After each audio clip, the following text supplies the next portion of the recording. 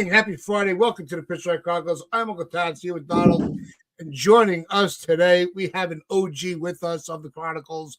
We have Chris Northrup, who is one of the founders of the Upper Deck, who kind of went into semi-retirement and has recently come out and has been doing her own thing, which we've always supported everybody that's been a part of us. So, Chris, I want to throw it to you real quick. What Sure. have you been up? What are you up to these days? Well, what I've been up to is rediscovering my Cub fandom. Uh-oh. I consider myself two-nationed. So part of the Yankee Nation, because I've been, married to the Yankees in a way since I married my husband. That's how I became a Yankee fan back, and that would have been in around 2000 is when I started really following the Yankees myself, and not just because of him. If you can hear my dog in the background, I apologize. She's belly aching. She wants to be on the podcast, I guess. Do you want to join me or what? Yeah. So I have started, I joined up with Baseball Banter Broadcast, and they offered me a podcast on the Cubs, and it's called Northrop on the North Side.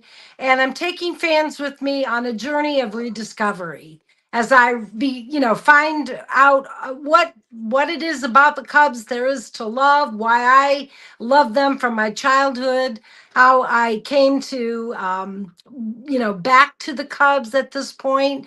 Not that I'm giving up any my Yankee nationhood. Forget that. I just intend to be mouthy and bi-coastal, so to speak. But, well, not that it's on the coast, but from the middle of the country to the East Coast. Let's put it that way. Yeah, I remember one of the first conversations we had was, I always take off the last week of October for the World Series, and it started in 2016 to see if the Cubs were going to do it. And that's how I knew you were such a big Cubs fan, in your adolescent years. So no, it's great to see that you're back in the game. I'm sure the podcasting world has missed you. We've missed you. Yeah, I bet. Great to see things are going so well, and glad that Pete's doing well. Like, he's on a trip right now. We've kept in touch since you've left us, but you've never really left us. No, you guys have always been 100% behind us. We really appreciate you. Yeah. So, but onto the Yankee talk. Look, this offseason has probably been like, it's Donald and I, we've said this a couple times. It feels like every year we say the same thing. It's the same narrative. What are the Yankees doing? What's their plan? Because it's been a half-assed offseason where they're looking in on players, but they're not actively pursuing players. And that's been the big problem. And that's been a big stressing point for everybody. Donald, you talked about it extensively the other day, of all the possibilities that every opportunity the Yankees have had to increase their roster, improve it, and they just keep falling on their face. If you just, just for context, Donald, just want to give a quick recap of some of the talking points from Wednesday. How long you got? What's up, everybody? Let's say hello to everybody in the chat. Thank you so much to y'all for continued support of the channel. And right, well, let's go back to what I was talking about. Listen, I can't even say the Yankees are falling flat on their face, because that would actually indicate that they're actually trying. I don't see any indication that they're actually trying. Let's be honest. I don't see any indication of that. I think that their focus, A, B, and C, is Cody Bellinger. That's their focus. And they're already bidding against themselves for Cody Bellinger. The offer that they already have on the table for him is absolutely absurd for someone who's not an all-star. They really need to take a step back. But they are hindered by a number of things, right? First of all, they're hindered by Hal Steinbrenner. He is a big hindrance right now, because they do have quote-unquote imaginary budget where it'll sort of stay around the 300, right? Well, they're already kind of on the precipice of that. So they can only really afford one guy if we follow that narrative. Two, they're hamstrung by Brian Cashman. The Yankees refuse to sign free agents that are not already Yankees. They refuse to do that. They've not signed a major position player that hasn't already been a Yankee. They haven't done one. I can't think of one since when? Mark Teixeira. So that's a long time ago. So that already takes them out of Kyle Tucker. That already takes them out of Bo Bichette. So their focus A, B, and C is Cody Bellinger, right? And then the other problem here is the Juan Soto effect. The Juan Soto effect is that they are very much an optics-based organization. They are afraid of what the optics would look like if they lose Cody Bellinger and Juan Soto back-to-back years. So they will pay above the odds for Bellinger in order to make this happen. And still, it's not enough for Cody Bellinger. I mean, for what I'm hearing, they've got a bid on the table of like 5 years, $150 million, which is over. That might be even more than that. That's over $30 million for 5 years, which is already way above what Cody Bellinger's real true value is. The Yankees really need to stop. They need to stop and just say, listen, Bellinger, if you want to be a Yankee, then the offer is on the table. But we're backing out of this thing because this is just crazy. We're going to look at other options. They need to do that. I don't believe that the rumors I don't believe that the rumors are that they're interested in Bo Bichette because, again, the Yankees refuse to sign free agents that aren't already Yankees. So until that happens, I would need to actually physically see that in order for me to change my opinion. I think it's just a tactic to try and get Cody Bellinger to come to the Yanks. So Dave Rice says, why wouldn't he just continue to hold out for a better deal? He has every right to do it. I'm just saying the Yankees shouldn't have to entertain that. Yeah. Right. I mean, God bless Cody Bellinger. If Cody Bellinger wants the most money, God bless him. That's what free agency is all about. I'm just saying from a Yankees perspective, they need to be smart here because this guy is not an all-star. And I know that there's a lot of fans of him out there that think he's great, but he's not an all-star. He hasn't been an all-star since 2019, guys. Come on. Let's just be honest about it here. Last year was a good year, right? Good year, good player. He's not a game changer. Not by any stretch of the imagination is he a game changer. They really need to take a step back and go, right, we need to really take stock here. But the Yankees front office is a mess, guys. Did you see what they've done? They've fired their entire international scouting department. They don't have an international scouting department. So really, their front office, and they don't have an assistant to Brian Cashman. Let's be honest, Minaya is completely useless. And Mike Fishman is a disgrace of an analytics guy. This front office is Brian Cashman. So he's overworked, right? It's a malfunctioning front office. They don't have a plan, and their actual plan is Cody Bellinger and to trade for a pitcher. That's it. That's their plan. And it better work. Yeah, that's why I was saying, I heard the same report with Bellinger with the contract. Yeah, so yes, the Yankees did make a formal offer, and Bellinger and his team with Boris opting not to accept that offer. So right now, all the pressure's on Bellinger. How long are you going to hold out? Did the contracts of Soto and Vlad, break, kind of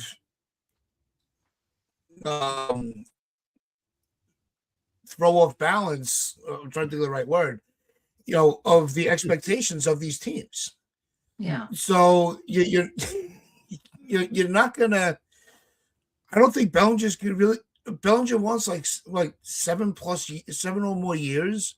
It's not going to happen. He's lucky he got 5, which was my cutoff. And Chris, I want to throw this to you. Yeah. I had said, look, in the beginning, Chris, I wanted Bellinger over Tucker. Because Right. I'm like, that's one player for 4 positions. Left, right, center, first. So it does leave that versatility where you do have a higher caliber player as opposed to trusting in a prospect. Right. But if he's not biting at the offer and he doesn't want you, move on. Right. Stop waiting. Stop waiting for that girl to show up at the door. She's not going to prom with you.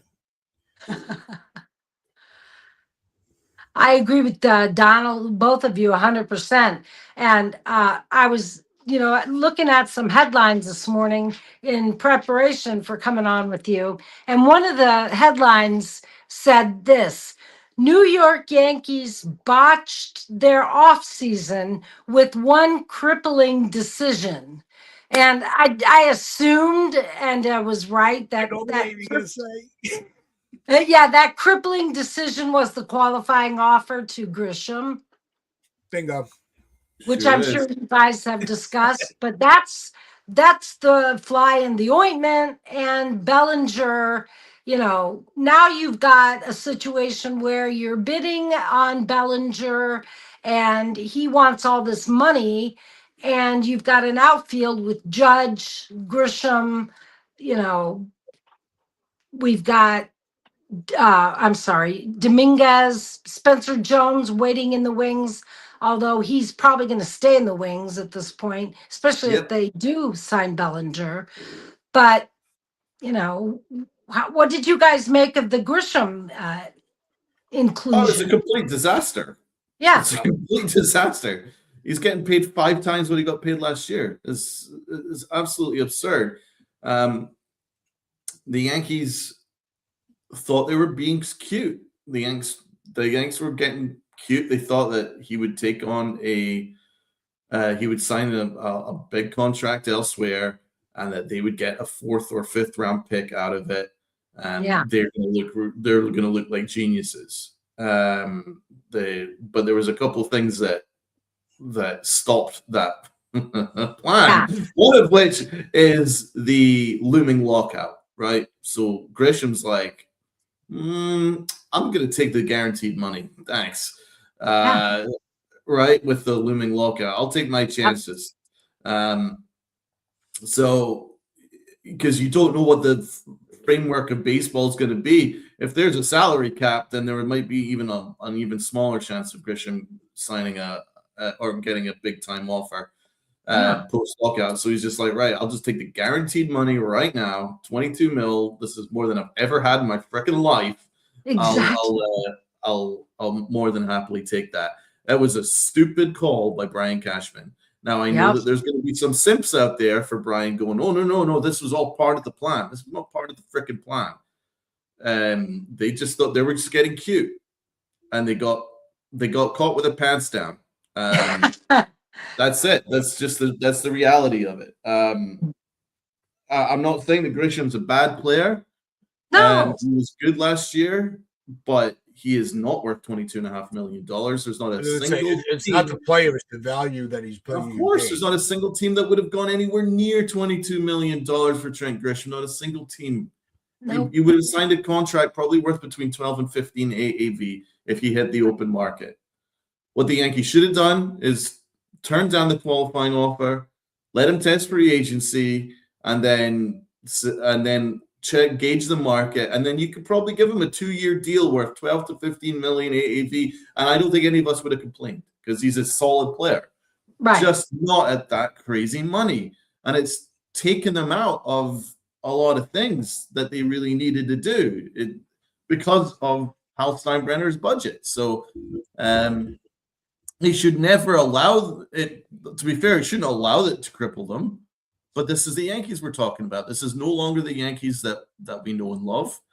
This is an organization that is pleading poverty. And as Steve B says here, the Grisham contract is only crippling if the Yankees allow it to be.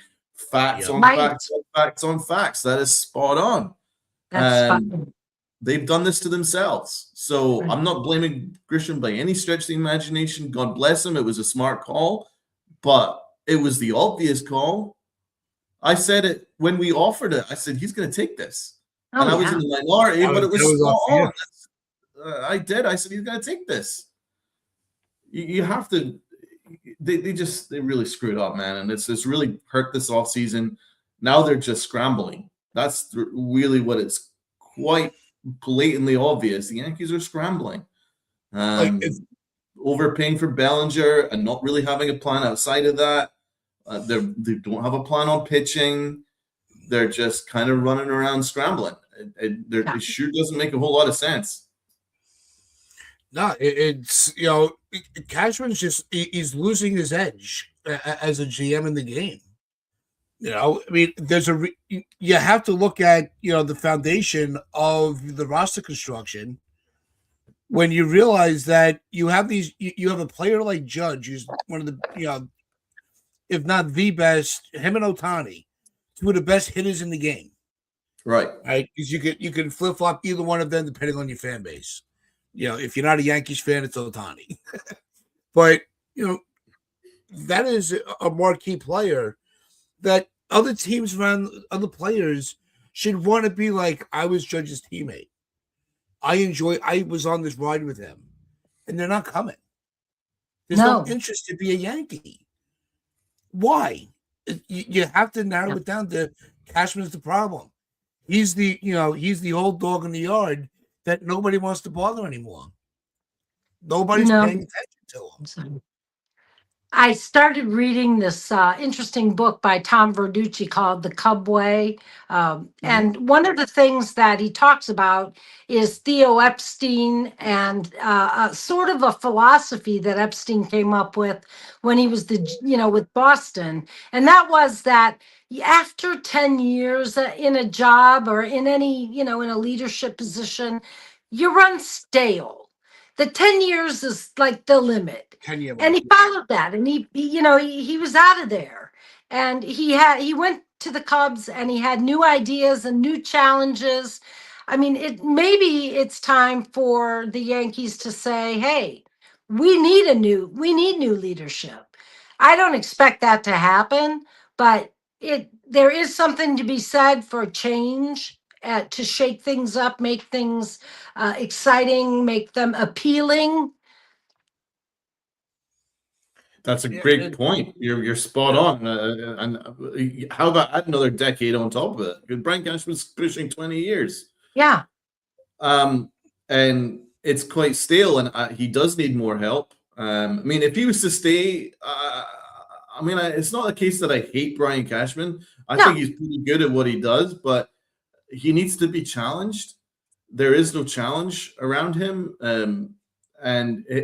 For instance, if he had like an assistant who was like this young, burgeoning assistant that was like on top of the modern way of being an executive in baseball, someone that could maybe push him in certain ways, that would be, I could live with that. But right now, Brian Cashman is very comfortable. He's long in the tooth, and he's very complacent. It's crazy to me that you look at this roster and then you go, yeah, this is the one. This is it. We don't need to do anything. Yeah. That's crazy to me. It's almost unheard of. It's unheard of because the Blue Jays, who frankly deserved to win the World Series last year, they outplayed the Dodgers in the World Series. They steamrolled the Yankees. They looked at their roster, which was already better than the Yankees, and they went, no, we need work to do. We've got work to do. So they brought in Okamoto. They brought in Dylan Cease, et cetera, et cetera. They're looking to get better, right? The Yankees, who got embarrassed by the Blue Jays, weren't even anywhere close to a World Series last year, looked at their roster and went, yeah, I'm good. Yeah. And it just shows a complacency that's really just deeply formed in that organization right from the very, very top. Truth is, Hal doesn't want another GM in charge because Brian Cashman doesn't challenge him. Doesn't challenge him for more money. Doesn't challenge him for anything. And he delivers above 500 baseball and playoff seats being sold, and that's all he cares about. That's the truth. The The postseason's a crapshoot. Remember that? And well, that's it. You just spin that narrative that a postseason's a crapshoot. Maybe 20% of the Yankee fan base buys it, and that's enough for him.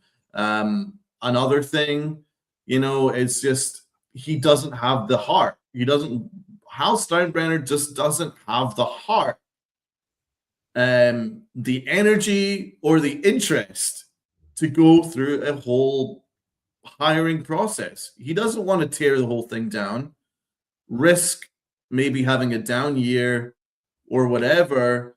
He doesn't want to do anything like that. He's just happy with the status quo. He doesn't want to go through a whole hiring process because he doesn't know much about baseball, right? So Right. who's going to be in his right-hand man to go, right, this is the guy you need to choose? Can you imagine how hasn't fired anybody since he's taken charge? That's so true. No one's I didn't accountable. realize it until you said it. Yeah. No one's accountable in the Yankee Nope. organization, except who they did fire. The first baseman, or something. First Somebody? baseman. Yeah, it was all his fault. That'll do it. That's the reason why we couldn't run the bases last year. Yeah. Of course it was. And I had nothing to do with Rojas. I'll never forgive him for this. When Rojas was waving Stanton around third to go send him home, I'm like, are you serious? The tortoise could have had a better shot than Stanton did, and I love Stanton, but I mean, read the room a little bit, But no, his job is safe. Do you know what was funny? And this just goes to show how absurd it is that they fired the first base coach because of the poor base running. I stumbled upon a show of ours 4 years ago, right? And the two of us, Tats, we were shouting about the fact that we couldn't run the bases. That was 4 years ago. Oh my God! There's a lot we've been talking about for 5 years, and nothing's changed. 4 years later, it's a different first base coach. They still can't run the bases. It doesn't matter who the fucking first base coach is. It's an organizational thing. It's Aaron Boone. It's Aaron Boone. They don't take Boone. any responsibility. Oh well, we'll just blame it on the first base coach. They've not been able to run the bases in years because Aaron Boone doesn't care about that stuff. He never has.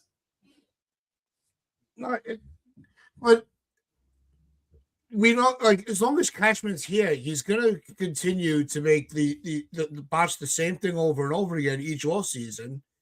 We depend on him for the trade deadline, which I think if you really narrow, look at it, take a deep dive, the trade deadline, he's had more hits than misses, but he hasn't won. He won one World Series with hangovers from Gene Michael. Right. So, he would believe it, if it was up to him, he would have let them all go, and moved on because he didn't want to pay the money.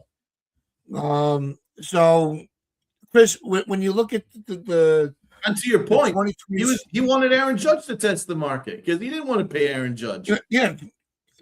How out of the deal? At least he actually stepped up and actually paid Aaron Judge because Brian Cashman wasn't willing to do it. Mm-mm. No, and wrecked it in the beginning of the year when he leaked out the story of the money. Right. Hal's his own enemy. He's almost a giant.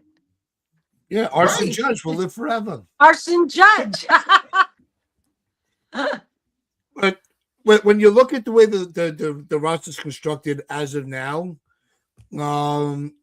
if you had to put a win total on this team, where do you see this team going in 2026? Are they even a wild card team in your opinion? You're asking me? Yeah. You broke up a little. Yeah. Well, if we're going to run back the same team we had last year, then I would guess that Cashman will manage to throw together a team that can probably get 92 wins, probably make a wild card and make it in. That seems to be the goal, is to get, is to be competitive enough to get into the postseason. He doesn't care once they're there what they do, apparently, because he's not at the trade deadline. He did not do anything, in my opinion, really to improve the team in the sense that, wow, now we're over the top. We're going to the World Series. You got that wow feeling. We haven't got that wow feeling since, Soto. I Soto, right? Total. Soto, definitely. And, and so I think, right, they're going to be competitive, and that's, not even a nice word for them anymore. Yeah, it's almost a disservice to the history of the team It that is. they're just competitive. Yes. And look, the reality of baseball right now is, a lot of teams are holding on to their stars. Yeah. And they're locking them up young. We praised a couple, I think 2 off seasons ago, how Atlanta just got all these guys on, bought out all their arbitration of as many players as they could, and it's working out for them. They're a good team. Yeah. And I think that as the talent gets spread out throughout baseball, it did change the landscape until you take a deep, once you peel the layers back and you see what the Dodgers have done over the last couple of years, after losing in the World Series, what the Blue Jays have been able to do.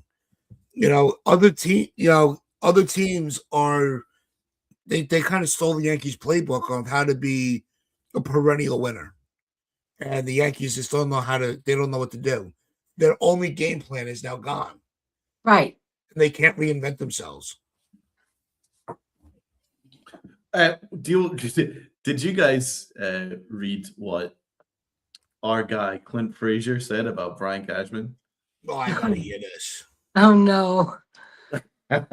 I talked about it on my last show, and it's a doozy. It is a doozy.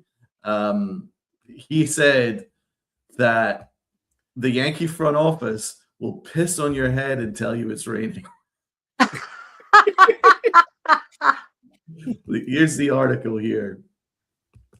Ex-Yankee outfielder blast front office spin. They'll piss on your head and tell you it's raining. Good on you.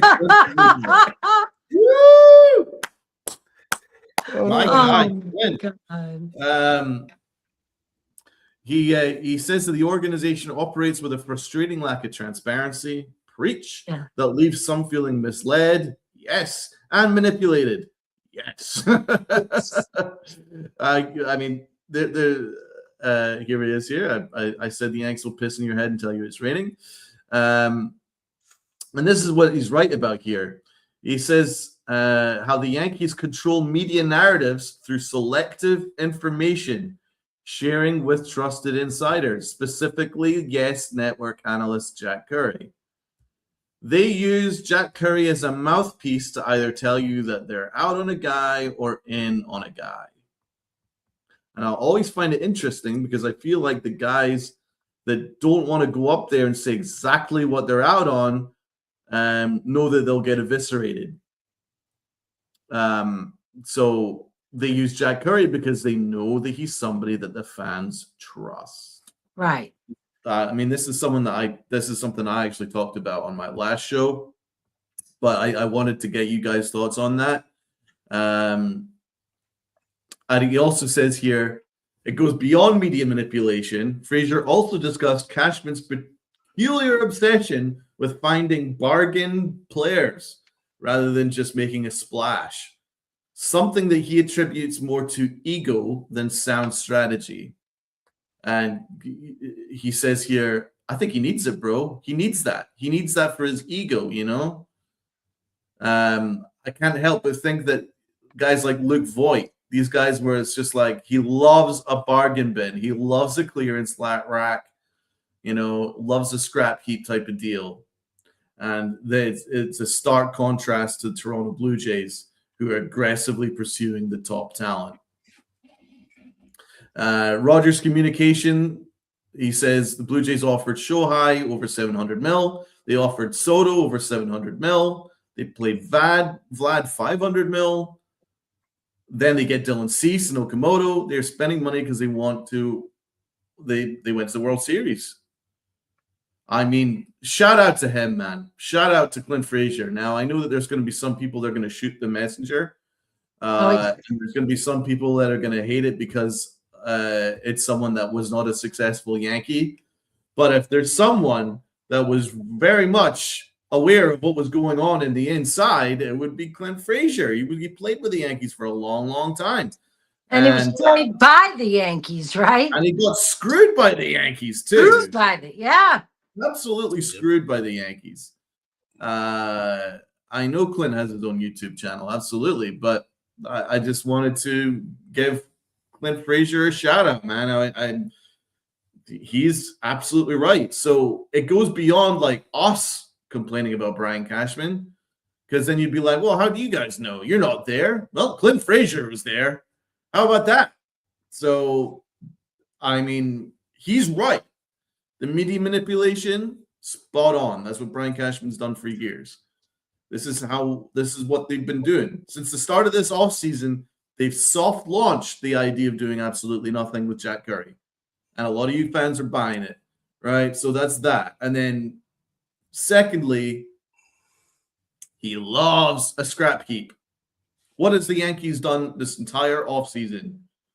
DeJong, Cade Winquist, Blackburn, Torres, Ali Sanchez. Right. Who the F is Ali Sanchez? Right. You know what I'm talking about? They love a bargain bin. Love it.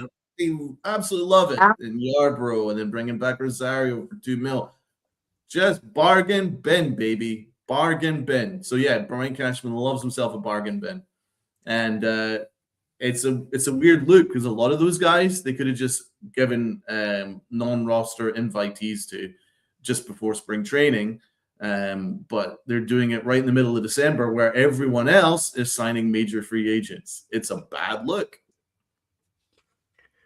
Well, it goes to the heart of baseball philosophy and the philosophy of team building and building out your team.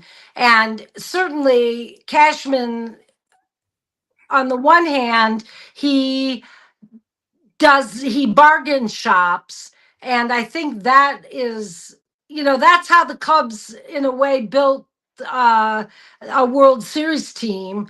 Theo was pretty good at that as well. He did that in Boston when he was there too, not to the extent, not like Moneyball level, but there's that strain in baseball that does believe in the analytical over the human, and the Yankees seem to me, and in they seem to me that they have lost the human part of the equation. You're not just signing player like Juan Soto, for example. There's a guy with all the talent and all the tools and everything to go with it, and yet he wasn't a Yankee. He didn't want to be a Yankee.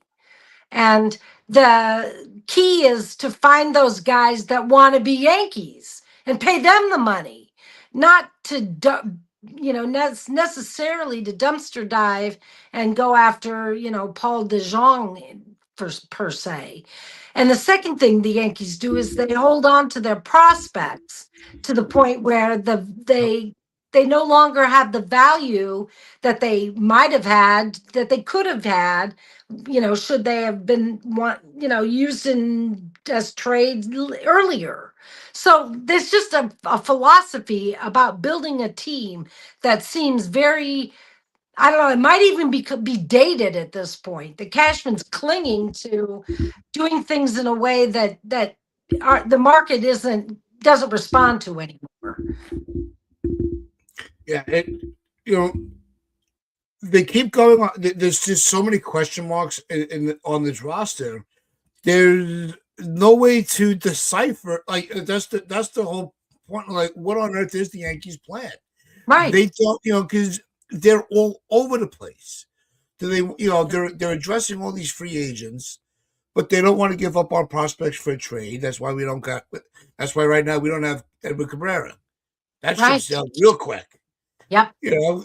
all of a sudden, oh no, they're looking in on Bichette. Well, so is Philly. Which team is more enticing right now?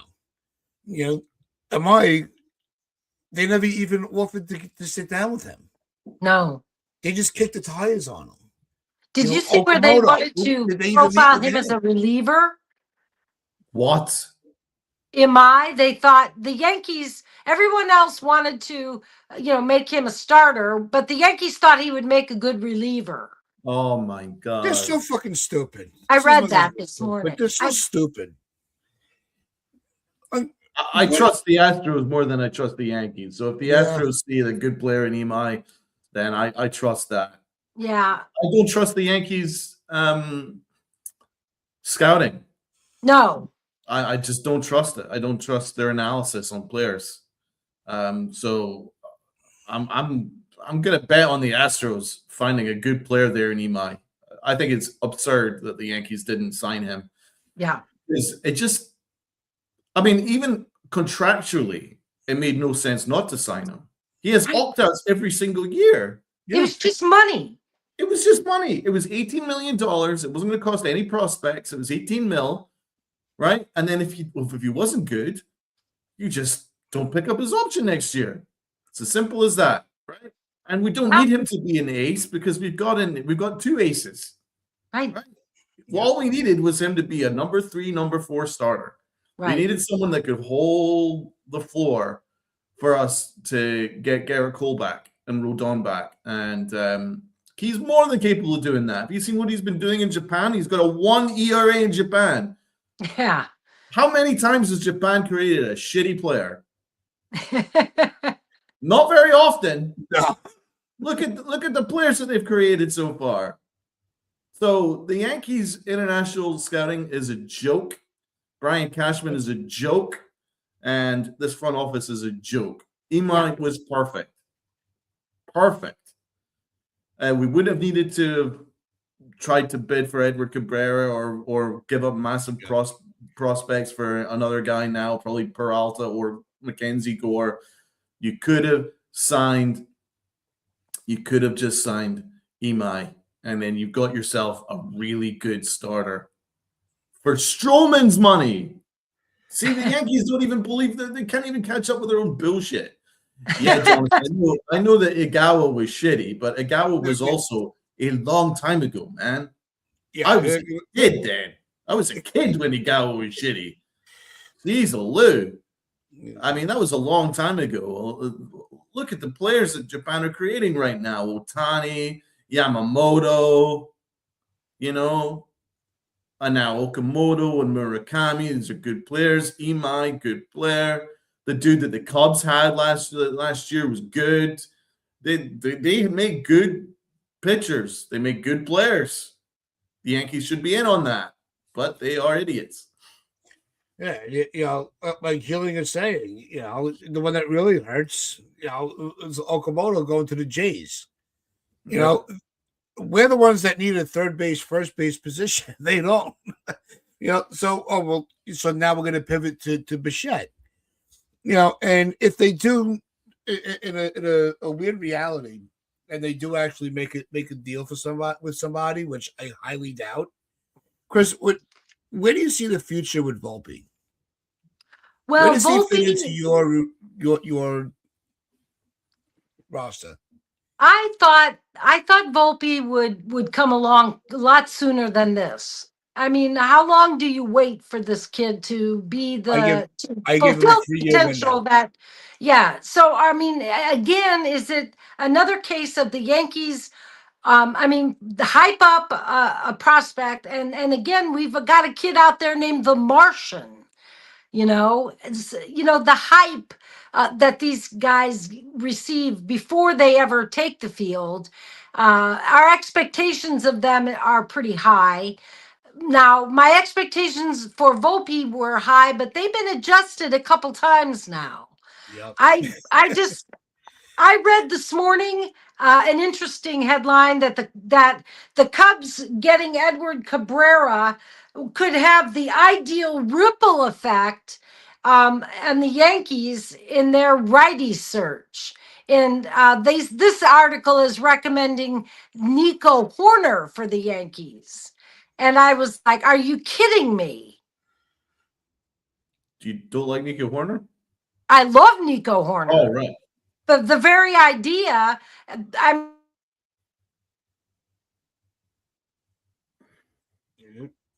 I talked love about it. Nico Horner. But for the Yankees, for a Yankee writer to choose Horner, there's just people are just grabbing at straws All because right. of Okay. because of their frustration with this team. I mean, we shouldn't even be Volpe should be our Horner. Not that he plays second base, but he should be our superstar young guy. I don't know what they're going to do with him. They hyped him up like he's the next Derek Jeter, and he's not. Not by any stretch. Unless he makes a serious improvement after healing. Now, supposedly he was injured last season. I hope he has a good year and comes out and, knocks the cover off the ball. By the way, as a Cubs fan, what do you think about the deal for Cabrera? I loved it. Although I have to say, a lot of what we say about Yankee ownership is Cub fans say about Cub ownership. They don't want to spend and that sort of thing. And Cabrera, like they could have had MI too just for money. So they missed any team that didn't get MI, they missed that opportunity. But Cabrera, I know you guys have been talking about him for years, how much you liked him. He's got the injury bug a little bit, but the Cubs need somebody to hold things down till Justin Steele gets back. So even if he breaks down, maybe by then Justin Steele will be back. I don't know. I like the deal, but I have reservations. Well, I mean, I believe that he cost you your top prospect. Am I right? Yeah, he did. Owen Casey, yeah. How do you feel about that? Do you think it's is the juice worth the squeeze?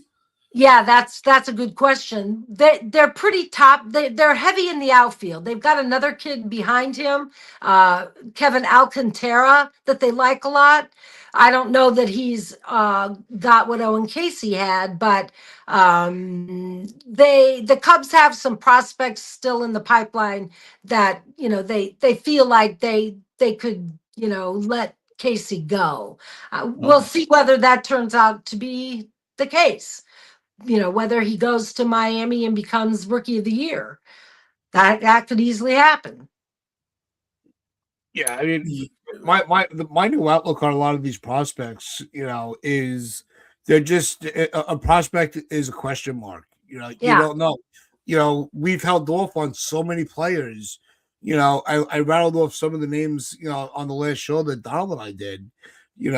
And it's with Chance Adams and all those types of guys that Yankees can't get rid of them. They're rated so high, it'll be a mistake, and they never pan out.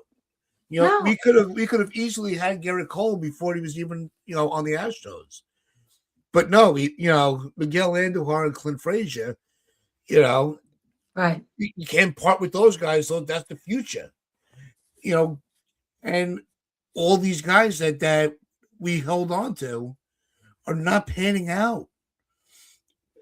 And it's not their minor league numbers, it's their major league numbers. It's the management in the major leagues. It's not the minor league development. I know we talk about player development. The players are developing fine. But once they get to the major leagues, they all turn, they turn into a pumpkin. Yeah. Right. What's your opinion on that? Well, I think what you're saying is so true of the Yankees, especially because they come up to the big league level and then there's the mental mistakes, the errors that they make, just the general lack of baseball knowledge that seems to not be part of their, everyday life anymore or something. They're not fundamentally as sound as one would wish. I was trying to remember this. they're not relentlessly what's the word? They're certainly not relentlessly conditioning. We know that, but anyway, that that seems to be the biggest issue in my opinion. Facts. Facts.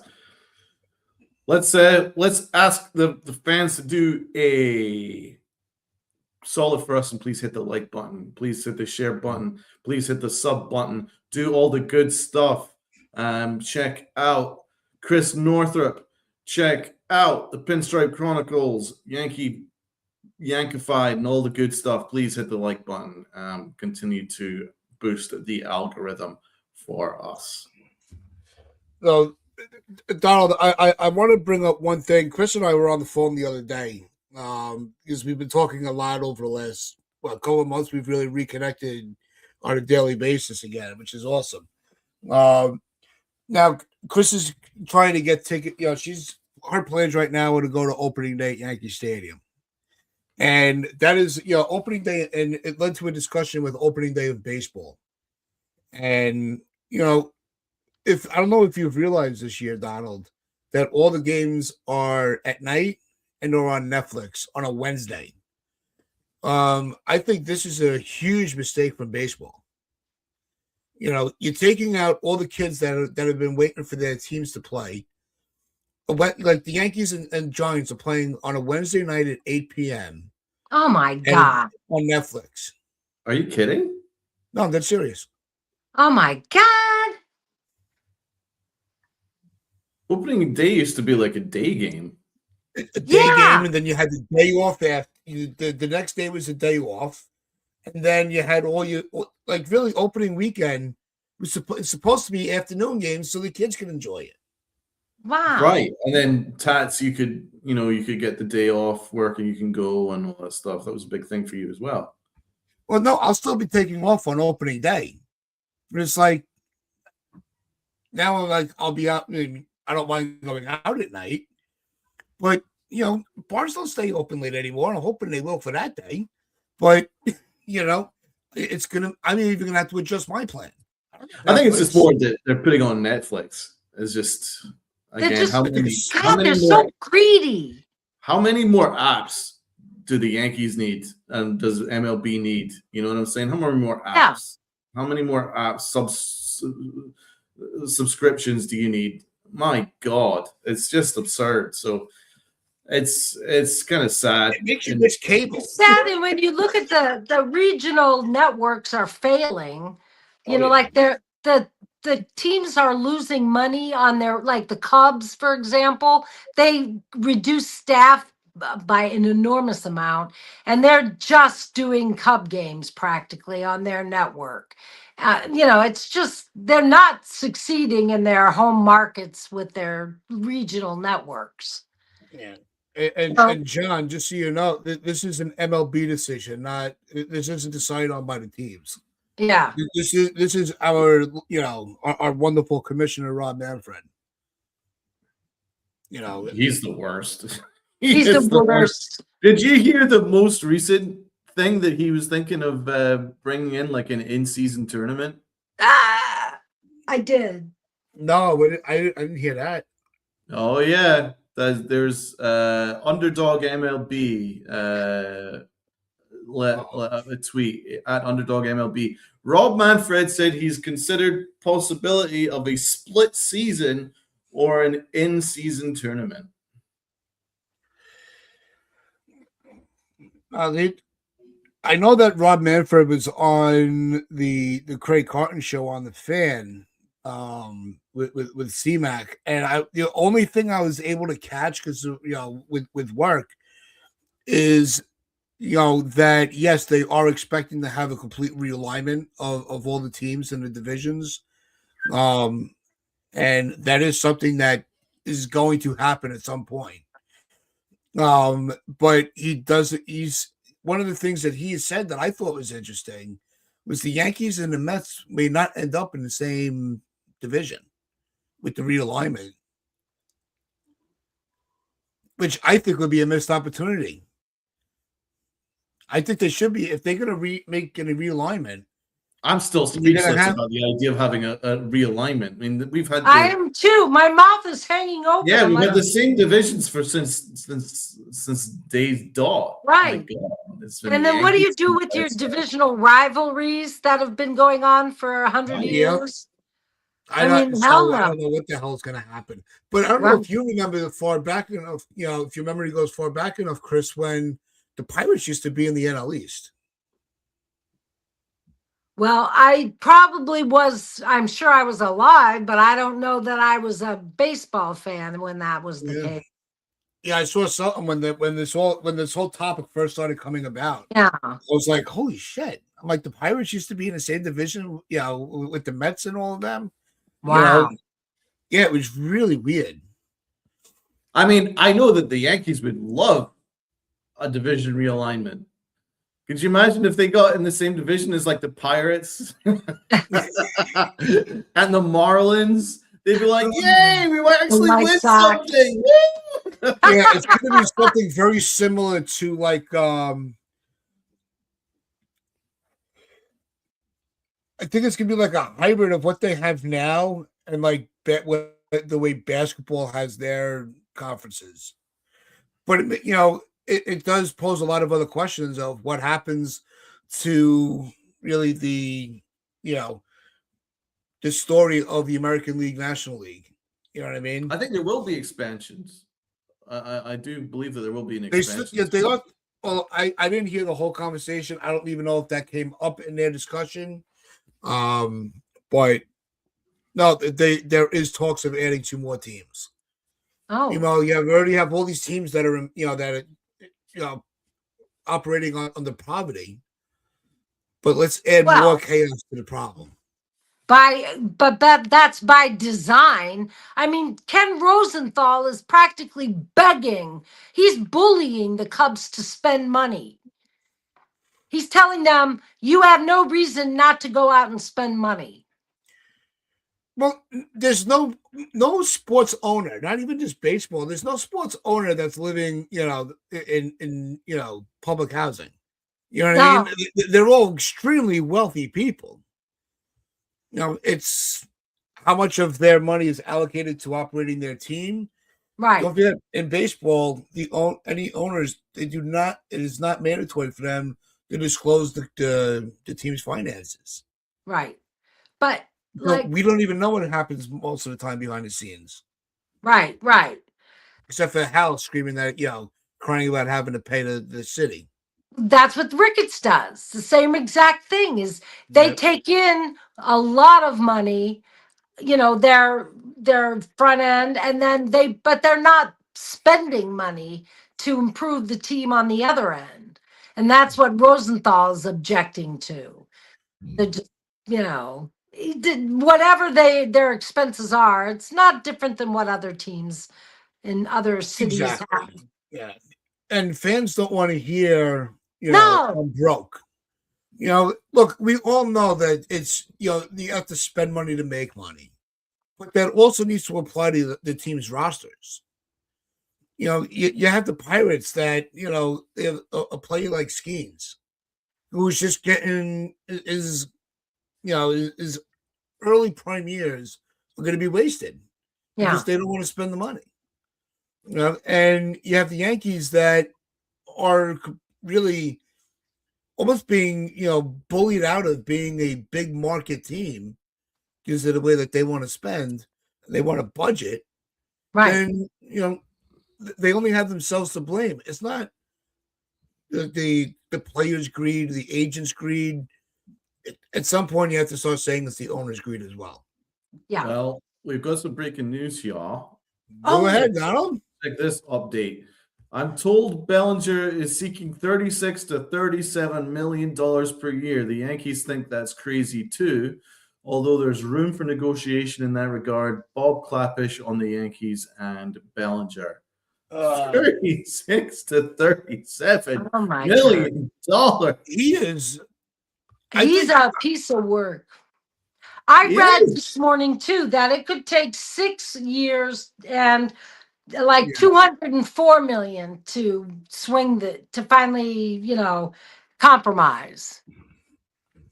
Yep, the Yankees' latest multi-year offer, free agent Cody Bellinger, was more than 30 million. Was more than 30 million AAV. Bellinger's side seeks 7 years. You know, Stop.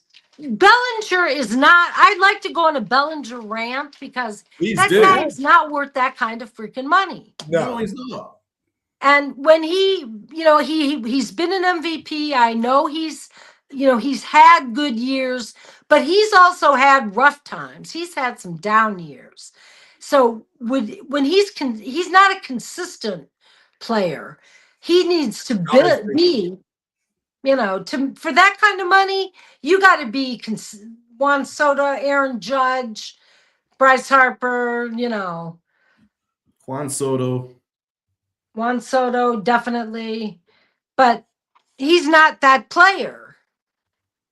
And if they end up, and there, it's almost like Boris. I don't know. What do you do with Scott Boris is a good question. He's the driving force behind the log jam, both with Bellinger and with the not Tucker. He's not represented by him, but who's the Bregman?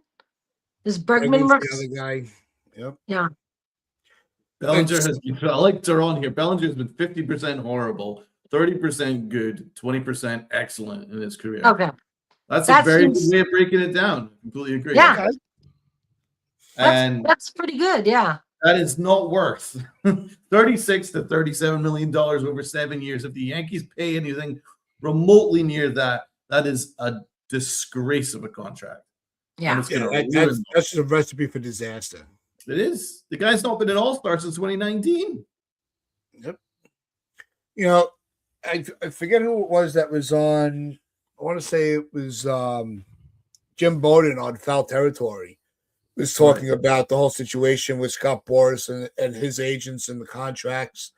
Where once he was able to get that door flung open for Soto, that all the other players raised the bar of what they should be paid.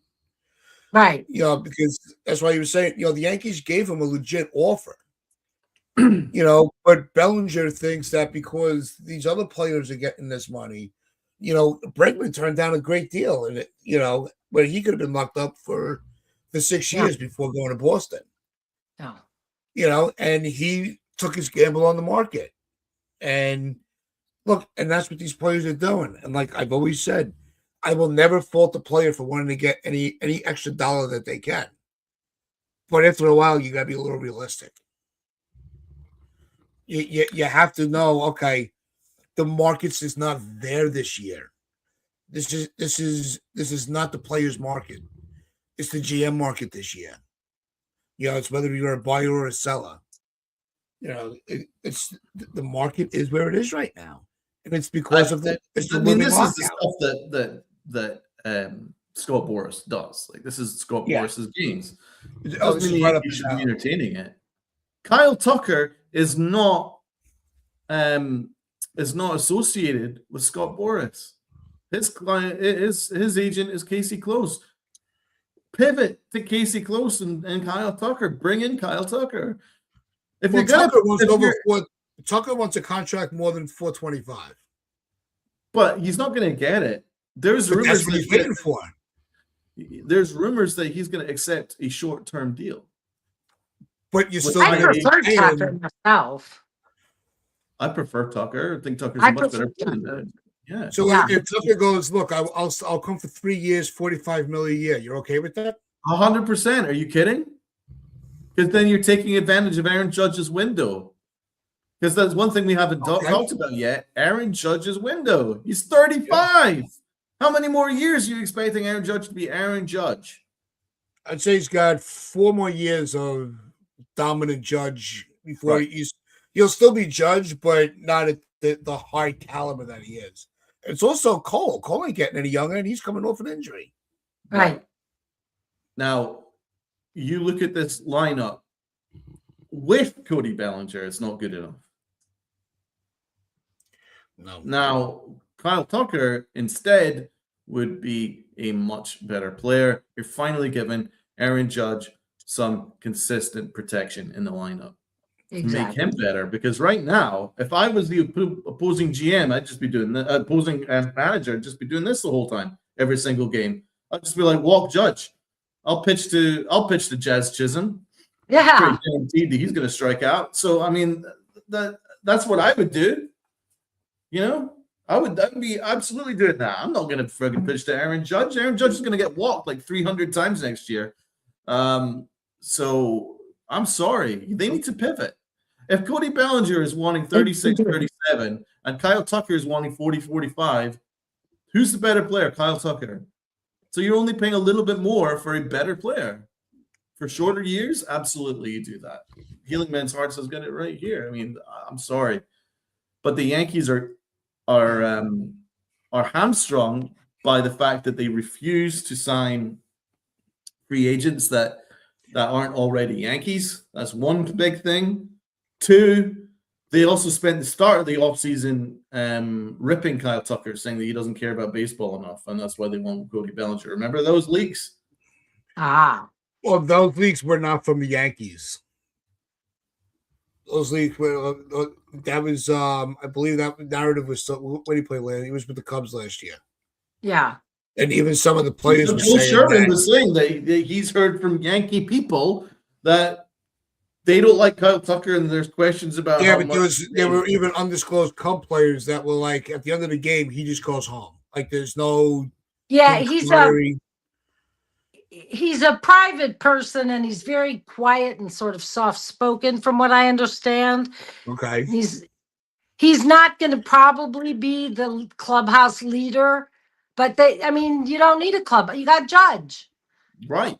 I mean, really, you just sign him up and put a bat in his hand and let him go to work. So is it safe to say that it's more that his, wanting to just really, come to work and go home, is it just a media spin to bring his market down?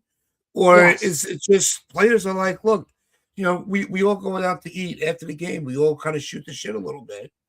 And they look around and he's not there. Right. So I can see both sides. But he's still a tremendous player. I wouldn't kick him out the door because of that. Dude, Juan Soto didn't really give a shit about the Yankees locker room either. Yeah. And I mean, I kind of like that because remember the Yankees when they got through one of the postseason series and they were doing like conga lines and they were having a freaking massive party. But it was just like, what are you guys doing? I'm going to go home. We've got another series coming up. You know what I'm saying? Like Soto was always focused on winning, but the Yankees are focused, and Aaron Boone just focused on conga lines and having a good time. So I am absolutely cool, man. It's like -7 here. So no, it's just like if Kyle Tucker's similar to that, good on Kyle Tucker. I agree with him. Yeah. Now, Chris, you've had the experience of both players, Cody Bellinger, Kyle Tucker. Yeah. Now, Kyle Tucker didn't have the greatest year with the Cubs last year. But how would you view it? Who's the better player?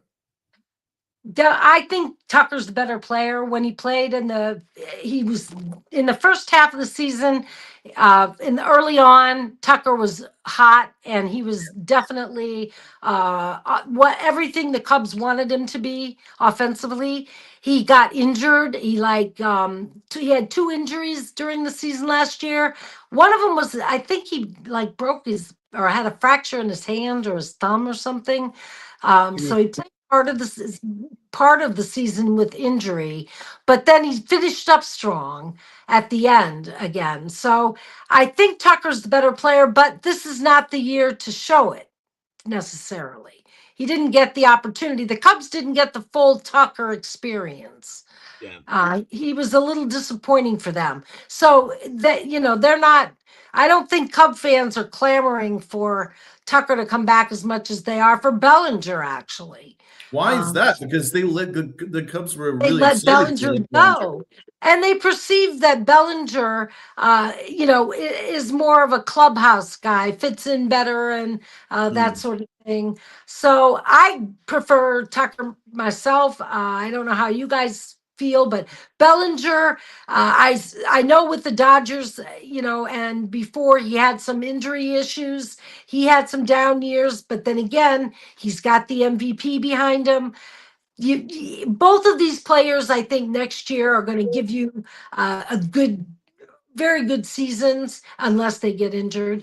But Tucker, to me, has the power to lead offensive. Yeah, And to be a Bellinger leader. doesn't. Bellinger doesn't. Bellinger doesn't strike me that way. No. No. I mean, Bellinger can give you 20-odd home runs. Right. Kyle Tucker is pushing 40 Yeah. home runs on a good year. Cruise Control says here, salute to you. Thanks so much for the comment. Clappish says no plan B. So Bellinger's holding the Yankees offseason hostage at this point. This No is plan absolutely B. absurd. But Brian Cashman walked himself into that because he said at the start of this offseason, he said, we want Cody Bellinger. Cody Bellinger makes us better. We have to bring back Cody Bellinger.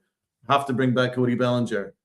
So there was not really any mention of anybody else. Thus, he's taken away all his leverage by doing that.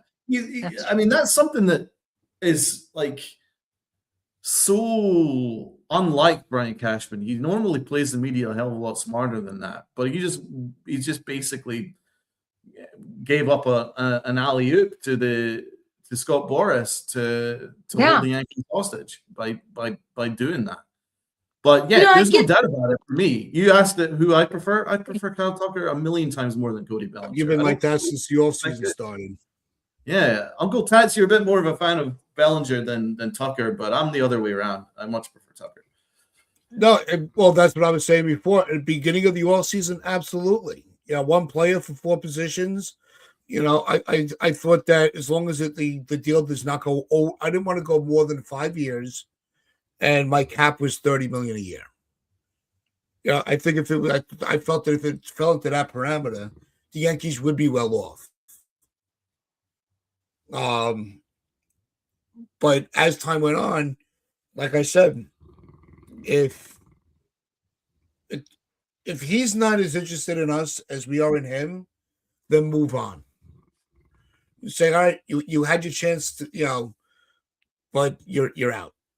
I'm not chasing you. I got more things. I got other things to do. You're not the only player left on the market.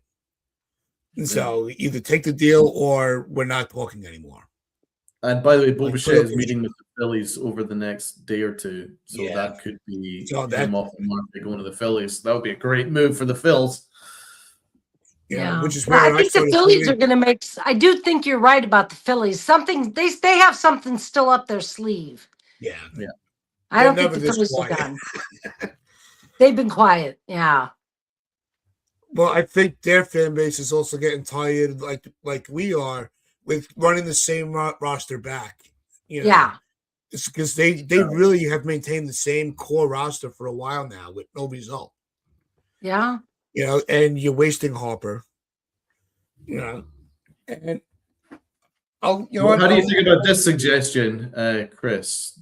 Danny Columbi is still a free agent. He would be a great addition to the bullpen, and the Yankees could pivot to Framber Valdez or Zach Gallen. I quite like Framber Valdez. What do you got? What do you think? I like Zach Gallen. I wanted them to trade. Zach Gallen, yeah. Gosh, those names, Zach Gallen. I like that guy, and I think that he's been he hasn't gotten quite the attention he might deserve. He's kind of tucked away, Yeah, he had a really strong start in Arizona. Yeah. His second half, I think he was dealing with it with some type of strain. Nobody else did, but if it was brief. But his second half numbers did fall off a little bit, where he wasn't getting. But he was also that in the beginning of the year, he was getting to the 7th inning almost every game. So Gallen is somebody I would really look at. I think how Steinbrenner's budget is not going to allow them to sign a free agent. So Right. I think what they're going to do is I think they're probably going to make a trade for Mackenzie Gore. That's what I think. And I think so too. If they do anything. Yeah, I think they'll probably end up having to overpay for Mackenzie Gore as well. Give up some prospects that you'd probably not want to give up for Mackenzie Gore. I know they really like Freddie Peralta, but I mean, yeah, the It's going to 17 be an expensive trade. I wouldn't want to do the that. 17-6 record and a 2 ERA. That guy's going to command a huge return, and that's probably going to be more expensive than the Yankees will be willing to do. But I would love Freddie Peralta. I wouldn't be surprised if it's Mackenzie Gore, and then the Yankees overpay for Cody Bellinger, and then they call it good. And that's not going to be enough. That's not going to be enough by a long shot. It'd be a barely last wild card team, I think.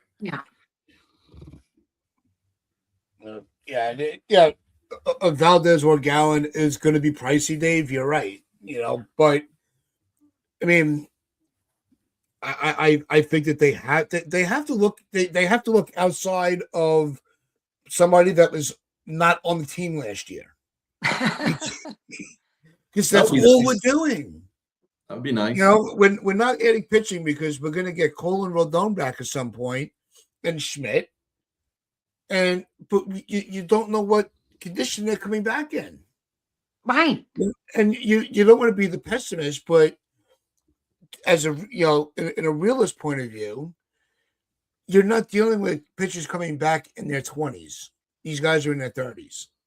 It's a big difference. It is. I'm surprised the Yankees aren't more concerned about that starting pitching situation. Because they don't see anything wrong with the way they operate. Right. That's it. We made the postseason. Right. We tied Toronto in the division. Man, when we have Cole back full force, right, that's going to be those extra wins we needed. Right. It's moronic to think that. That's why they look at this podcast. Go, what are these three people complaining about? We're great. The Yankees are they're complacent and they're delusional. It's been a problem there for a while now. And they're not great, but they're merely competitive. Yep. And that's not enough. No, it hasn't been for a long time.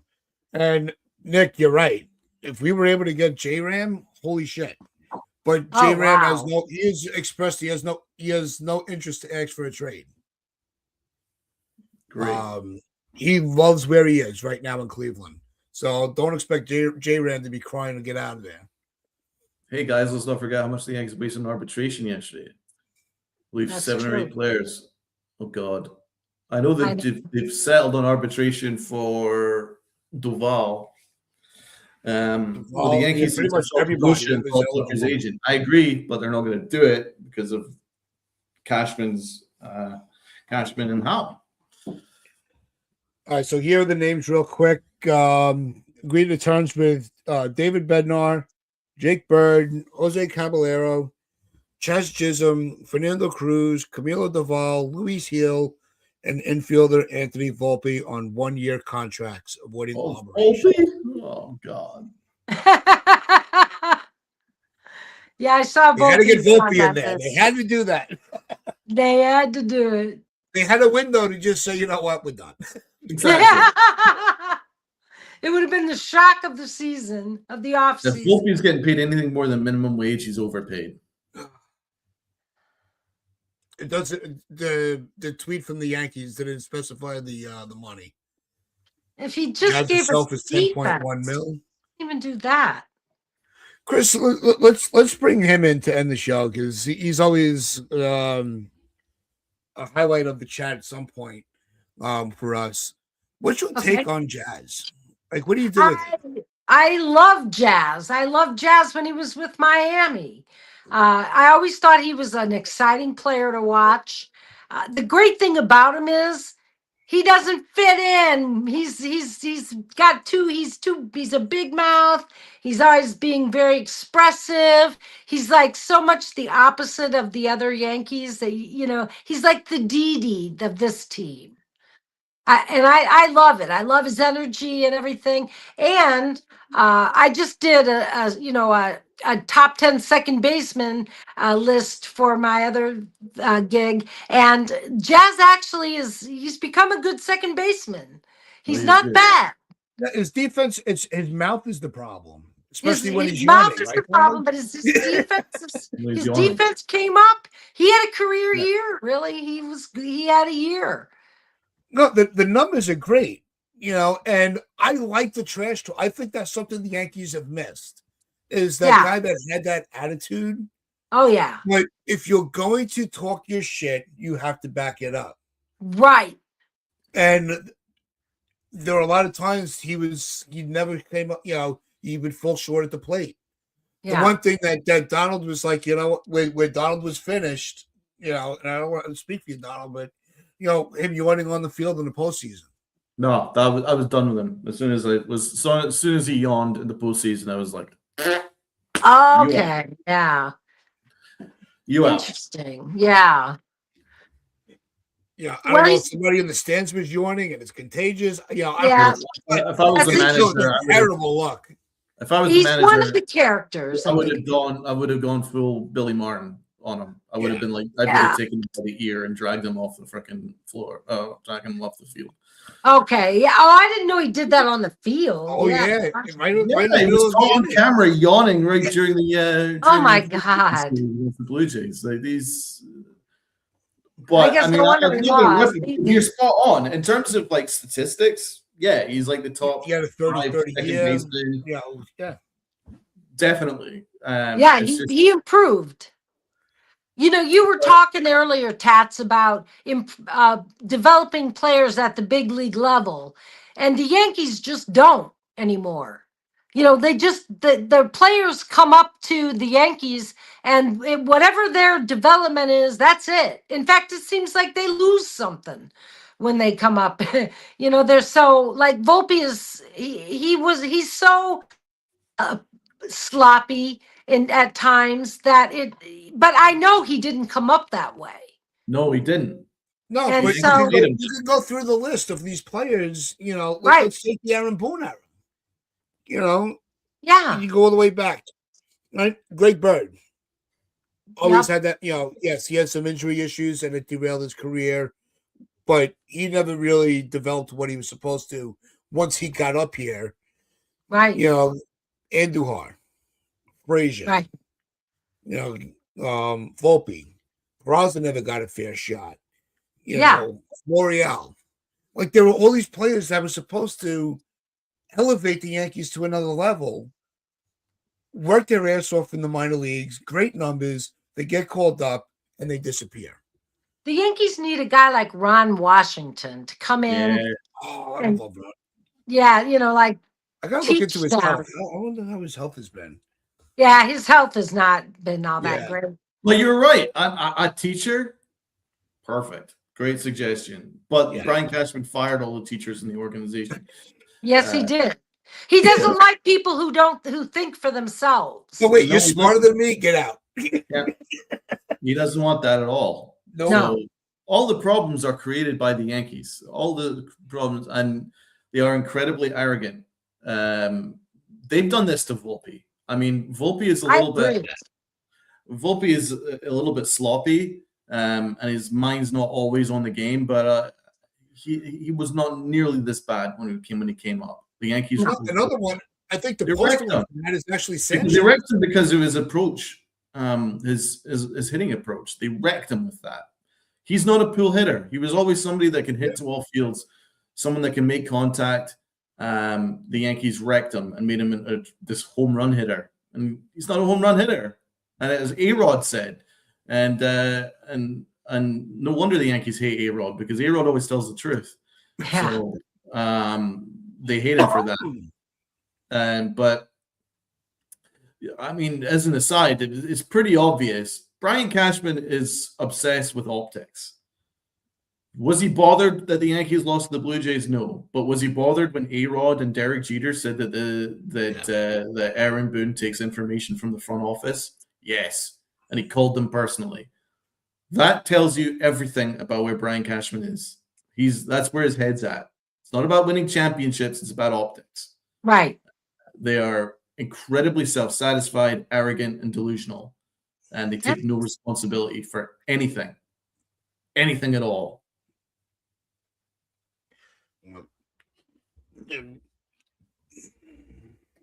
Mic drop. Mic drop. I agree. I couldn't agree more. So Dave is saying in 45. Well, I'm sure it's more than 3 at this point. Much more than 3 likes. Jeez, but please, everybody, hit the like button. Help the algorithm. Let's grow this and do all the good stuff, please. But Chris, give everybody another reminder of where they can find your new show. Well, you can find Baseball Banter broadcast and Northrop on the North Side on Instagram to reach us if you want to just check out posts and things. But we're on Spotify, YouTube, Apple. You can find us anywhere you find your other podcasts. And come and give a listen. I need the input from you guys to let me know how I'm doing and whether or not the Cubs are, well, I know you're not Cub fans, so why don't you do me a favor and tell your friends who are Cub fans to give me a listen. I forgot I'm on a Yankee podcast, so yeah, there we go. Tell your Cub friends to check out North upon the North Side. Yeah. Jonathan says we've got 33 likes. There we go. Yeah. That's more like it. That's better. Everybody hit the like button. What I'm going to do right now, I'm going to put the link to the channel where you can catch Lynn, catch Chris. I got to call Lynn. That's why I got to. I miss Lynn. We miss Lynn. Yes, we do miss Lynn. But Chris, look, so happy to see you back in the podcast world. Believe me, you have been missed. Thank you. I missed you guys too. Everybody.